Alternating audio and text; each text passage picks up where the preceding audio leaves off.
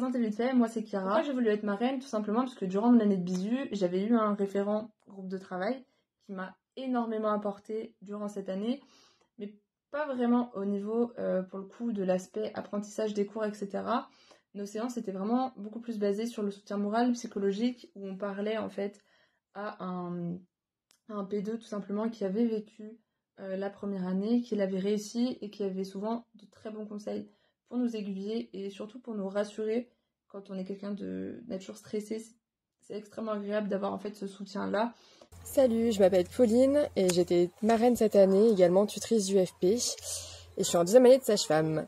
Alors j'ai choisi d'être marraine pour rejoindre le TUT et également pour soutenir plus particulièrement un groupe de P1. Moi c'est Cléo, je suis en deuxième année de médecine. Je voulais pouvoir aider des P1 plus particulièrement pour toute leur année, toute leur organisation, tout leur soutien moral, en plus de pouvoir aider juste pour ma matière.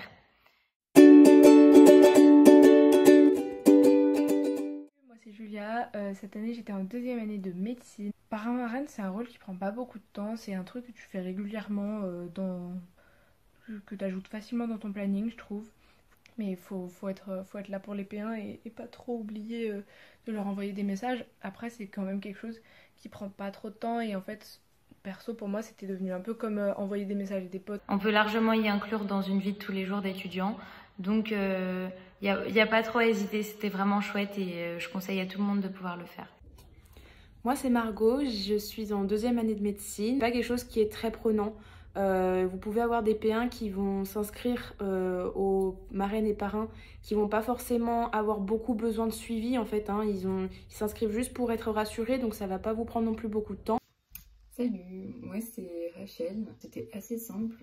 Au début de l'année, j'ai demandé à tous mes filleuls de me dire comment et sur quel point est-ce qu'ils voulaient que je les aide, parce que j'ai vraiment essayé de faire un suivi personnalisé.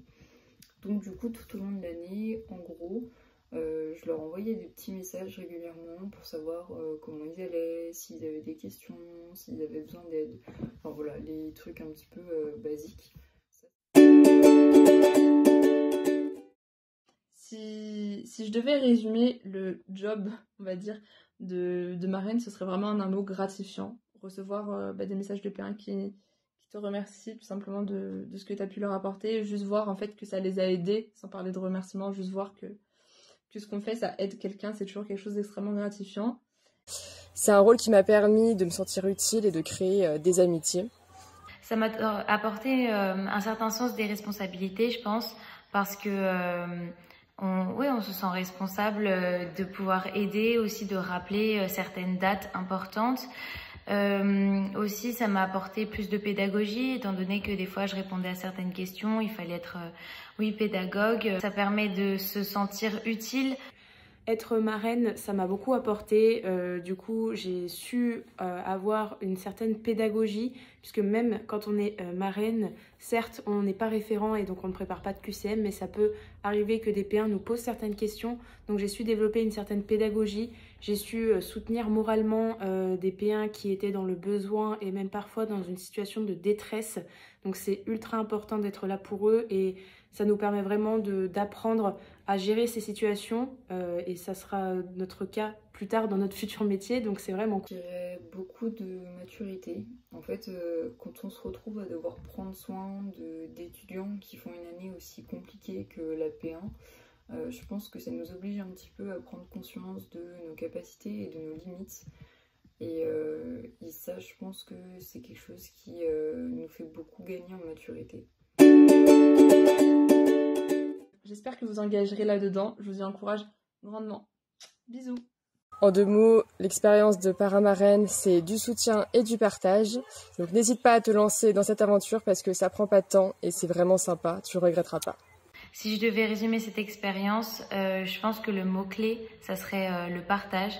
Je dirais que c'est une expérience plutôt super chouette. Je pense que c'est aussi super intéressant pour rencontrer d'autres personnes, notamment d'autres marraines ou d'autres parrains ou même d'autres personnes du tutorat. Si je devais résumer cette expérience en 1 ou 2 mots, ce serait gratifiant. Parce que mes P1 m'envoyaient plein de messages pour me dire à quel point